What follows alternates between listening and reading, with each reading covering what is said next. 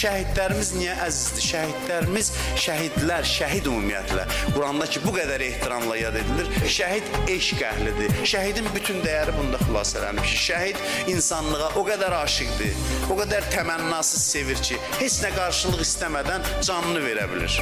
Canından da önə bir şey yox. Varlığını əridir insanlıq yolunda, ondan sonra qiyamətdə də dayanır. Onlar yolunda öldü, onlar yaşadılar. Yedilər, içdilər, keyf elədilər. Keyf demək olarsa bizim günümüzə. Onlar şəhid oldu, getdi. Heç nə istəmədilər. Qiyamətdə də bunlar ki, şəhid olmayıb. O şəhidlər bunların dərdini çəkir. Dayanır cənnətin qapısında, öz yaxınlarına şəfaət edir. Qilə duxulil cənnə, qalə ya leytə qavmi ya'lamun. Bu şəhid məntiqidir. Daxil ol cənnətə deyildi. Dərhal dedi, kaş qövmüm görəydi. Üzüz kimin fikrinə düşdü?